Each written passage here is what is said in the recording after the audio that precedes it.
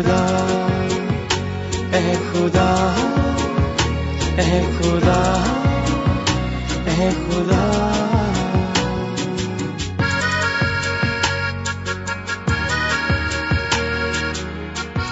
خدا کی تلاش. آج ہمیں اپنے ارد گرد کوئی نہ کوئی ایسا شخص ضرور ملے گا جو خدا کے وجود سے انکاری ہے، یعنی ملحد ہے.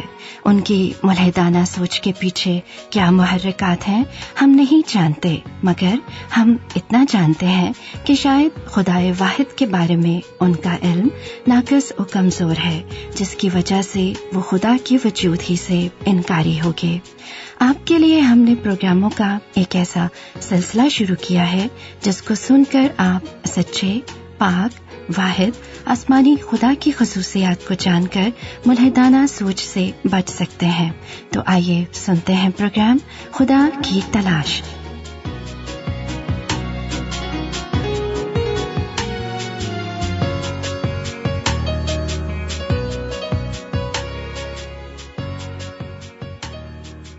کہتے ہیں انسان اپنی تنبیہ و تربیت سے پہچانا جاتا ہے کہ اچھا ہے یا برا.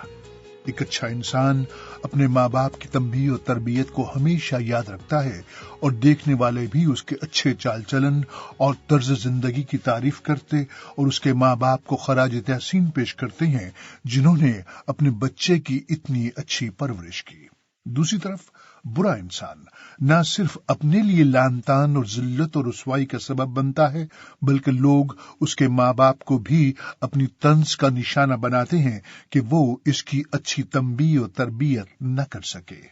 چھڑی اور تنبیہ حکمت بخشتی ہے، لیکن جو لڑکا بے تربیت چھوڑ دیا جاتا ہے اپنی ماں کو رسوا کرے گا.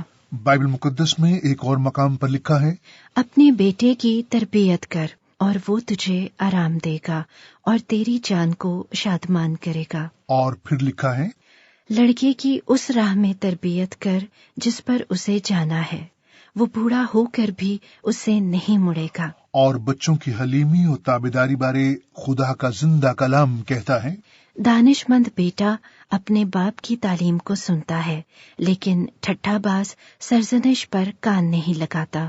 پاک الہامی کلام میں ایک باپ کی خوشی اور شادمانی کو یوں بیان کیا گیا ہے، تربیت پر دل لگا اور علم کی باتیں سن.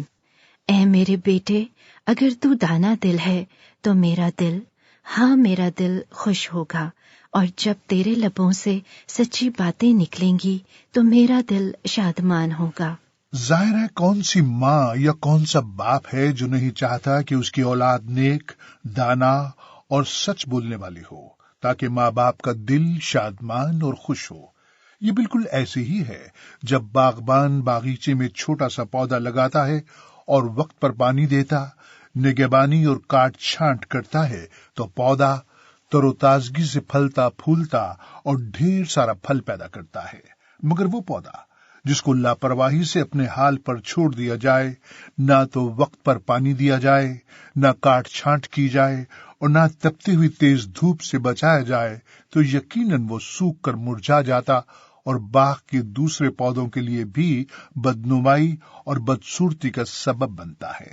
اسی طرح خدا بھی ہمارا اچھا باغبان ہے اور ہم اس کی تخلیق، اس کے باغ کے خوشنما پھول ہیں جنہیں اس نے اپنے ہاتھ سے اپنی شبیہ پر بنایا، اور چاہتا ہے کہ اس کے لوگ اسی کی طرح پاک اور راس باس ہوں اور بہت سا پھل لائیں. اسی لیے وہ اپنے پاک الہامی زندہ کلام سے اپنی مخلوق کی آبیاری کرتا، تنبیہ و تربیت اور ملامت کرتا ہے، تاکہ ایک سرس و شاداب پھلدار درخت بن کر دوسروں کے لیے تر و تازگی اور افزائش و خوراک کا سبب بنے. پولس رسول خدا کے روح کی تحریک سے سرشار ہو کر کہتا ہے، اے میرے بیٹے، خداوند کی تنبیہ کو ناچیز نہ جان، اور جب وہ تجھے ملامت کرے تو بے دل نہ ہو، کیونکہ جس سے خداوند محبت رکھتا ہے اسے تنبیہ بھی کرتا ہے، اور جس کو بیٹا بنا لیتا ہے اس کے کوڑے بھی لگاتا ہے. علاوہ اس کے جب ہمارے جسمانی باپ ہمیں تنبیہ کرتے تھے اور ہم ان کی تعظیم کرتے رہے، تو کیا روحوں کے باپ یعنی خدا کی اس سے زیادہ تابعداری نہ کریں جس سے ہم زندہ رہیں؟ بالفعل ہر قسم کی تنبیہ خوشی کا نہیں بلکہ غم کا باعث معلوم ہوتی ہے، مگر جو اس کو سہتے سہتے پختہ ہو گئے ہیں ان کو بعد میں چین کے ساتھ راست بازی کا پھل بخشتی ہے۔ ظاہر ہے تنبیہ و تربیت اور چھڑی کا استعمال خاص زمینی باپ کرے یا آسمانی، بچوں کے لیے خوشی کا باعث نہیں ہوتا۔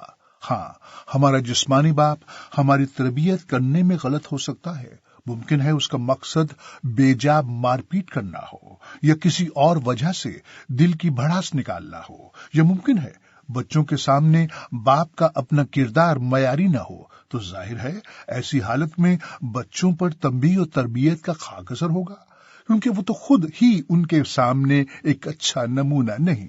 اس لیے پولس رسول خدا کے پاک الہامی کلام میں اولاد والوں کو مخاطب کرتے ہوئے کہتا ہے، اے اولاد والو، اپنے فرزندوں کو دکھ نہ کرو تاکہ وہ بے دل نہ ہو جائیں۔ مگر دوسری طرف کیونکہ ہمارا آسمانی باپ یعنی خدا اپنی ذات و وجود میں خود پاک و راست باز ہے اور اس کی ہمارے ساتھ محبت بھی کامل ہے، اس لیے جب وہ ہمیں تنبیہ و تربیت کرے گا تو اس میں ہمیں خدا کی اچھائی اور محبت و کاملیت کی جھلک نظر آئے گی۔ ہمارا جسمانی باپ اپنے بچوں کی تربیت کچھ مدت کے لیے اپنی غرض و مقصد کے تحت کرتا ہے۔ وہ تو تھوڑے دنوں کے واسطے اپنی سمجھ کے موافق تنبیہ کرتے تھے۔ ظاہر ہے جب کوئی انسان اپنی عقل اور سمجھ کے مطابق اپنے بچوں کی تربیت کرے گا تو اپنا ہی فائدہ سوچے گا، اور بے شک اس کا ارادہ اور نیت بالکل ٹھیک ہو، مگر پھر بھی غلطی کا امکان ہو سکتا ہے۔ مگر روحانی باپ جب ہمیں تنبیہ و تربیت کرتا ہے تو غلط ہو ہی نہیں سکتا، وہ ہمیشہ ہمارا ہی فائدہ سوچتا ہے۔ مگر یہ یعنی خدا ہمارے فائدے کے لیے کرتا ہے تاکہ ہم بھی اس کی پاکیزگی میں شامل ہو جائیں۔ بلا شک شبہ خدا کی تنبیہ و تربیت کا مقصد ہمیں سزا یا دکھ دینا نہیں، بلکہ ہمارے پرانے طرز زندگی کو تبدیل کر کے نیا مخلوق بنانا ہوتا ہے، تاکہ ہم ایسے کام کریں جو دوسروں کے لیے بھی برکت و خوشی کا باعث ہوں۔ اب شاید کوئی سوال کرے کہ یہ کیسے پتا چلے گا کہ جو تکلیف، آفت، مصیبت، دکھ، بیماری مجھ پر آئی ہے وہ خدا کی طرف سے میری تنبیہ و تربیت کے لیے ہے، یا کہیں میرے گناہ میں گری ہوئی دنیا یا شیطان اس کا سبب تو نہیں؟ تو اس کا جواب یہ ہے کہ ہر دکھ، تکلیف، اذیت و بیماری کا ذمہ دار خدا کو ٹھہرانا ٹھیک نہیں۔ خدا کے پیارے بندے ایوب نبی کی مثال ہمارے سامنے ہے۔ اس نے کوئی گناہ نہیں کیا تھا، حالانکہ اس کے دوست سمجھتے تھے کہ یہ ساری تکلیفیں اور بیماریاں اس کے کسی پوشیدہ گناہ کے سبب سے آئی ہیں، مگر در حقیقت وہ خدا کا وفادار اور راست باز بندہ تھا۔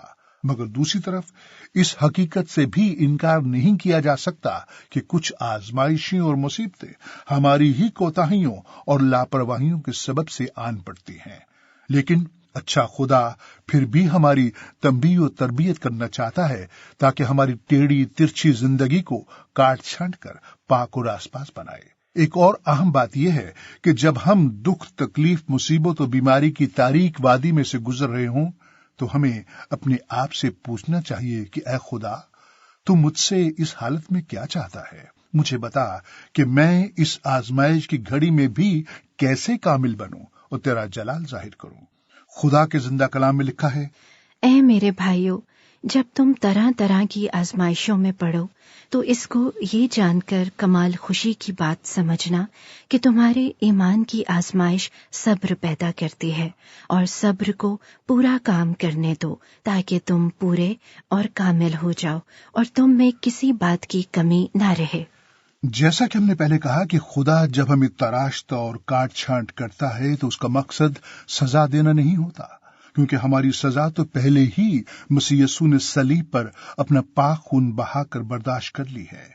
وہ ہمیں کسی کرب اور تکلیف میں بھی مبتلا کرنا نہیں چاہتا، نہ ہی غیظ و غضب سے بھر کر کوئی انتقامی کارروائی کرتا ہے۔ وہ ہمارے ساتھ کسی بھی طرح بے انصافی سے کام نہیں لیتا، اور نہ ہی وہ ہمیں ایسی تکلیف، بیماری یا آزمائش میں ڈالتا ہے جو ہماری ہی بھلائی اور اچھائی کے لیے نہ ہو۔ اسی لیے پولس رسول اپنے الہامی خط میں کہتا ہے، اور ہم کو معلوم ہے کہ سب چیزیں مل کر خدا سے محبت رکھنے والوں کے لیے بھلائی پیدا کرتی ہیں، یعنی ان کے لیے جو خدا کے ارادے کے موافق بلائے گئے۔ ذہن میں رہے کہ ہم خدا کے بچے، اس کے فرزند ہیں۔ خدا ہم سے محبت کرتا ہے، اس کی تنبیہ و تربیت میں بھی محبت و پیار چھپا ہوتا ہے۔ لہذا جب خدا ہمیں تنبیہ و تربیت کرتا ہے تو ہمیں ناراض و بے دل نہیں ہونا چاہیے، کیونکہ خواہ کچھ بھی ہو، خدا ہر حالت میں اپنے بچوں کے لیے بھلائی پیدا کرے گا۔ کبھی کبھی ڈاکٹر یا حکیم کی دی ہوئی دوائی منہ میں کڑوی لگتی ہے اور ہم بے دل ہو جاتے ہیں، مگر ڈاکٹر یا حکیم کا مقصد برا نہیں ہوتا، بلکہ وہ ہماری ہی بھلائی کے لیے دوائی دیتا ہے تاکہ جلد صحت یاب ہو جائیں۔ اسی طرح نظم و ضبط اور تنبیہ و تربیت بھی کبھی کبھی کڑوی لگتی ہے، مگر یاد رکھیے کہ ڈاکٹروں کا ڈاکٹر اور حکیموں کا حکیم، ہمارا اچھا خدا ہمارے ساتھ اپنی محبت سے مجبور ہو کر جو کچھ بھی کرتا ہے اس میں ہماری ہی بھلائی ہوتی ہے۔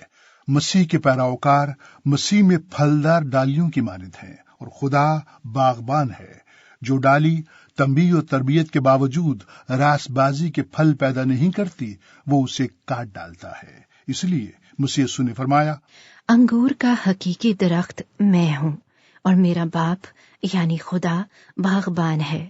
جو ڈالی مجھ میں ہے اور پھل نہیں لاتی، اسے وہ کاٹ ڈالتا ہے، اور جو پھل لاتی ہے اسے چانٹتا ہے تاکہ زیادہ پھل لائے۔ لہذا اگر کوئی مسیح میں ہے تو تنبیہ و تربیت اور کاٹ چھانٹ سے بیزار نہ ہو، بلکہ مقدس اور پاک بن کر اور زیادہ پھل لائے۔ جب ہم مصیبتوں اور بیماریوں کے طوفان میں گھر جائیں تو اپنی زندگی کا جائزہ لیں، پرکھیں، جانچیں اور ایک دوسرے سے اپنے قصوروں اور گناہوں کا اقرار کریں۔ بس تم آپس میں ایک دوسرے سے اپنے اپنے گناہوں کا اقرار کرو اور ایک دوسرے کے لیے دعا کرو تاکہ شفا پاؤ۔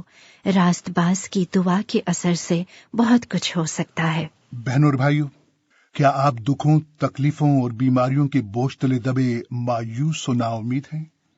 کیا آپ بے حوصلہ اور بے دل ہیں کہ خدا آپ کو بھول چکا ہے؟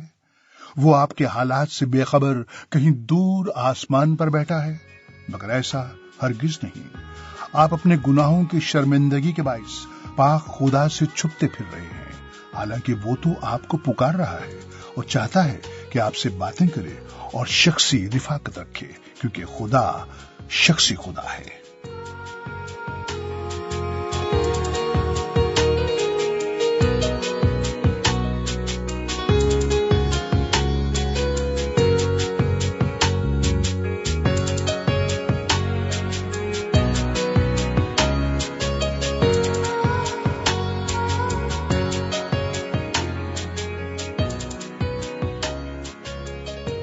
جی ہاں، خدا شخصی خدا ہے، اور خدا کی یہی وہ خصوصیت ہے جس کا ہم اپنے اگلے پروگرام میں ذکر کریں گے۔ ضرور سنیے گا۔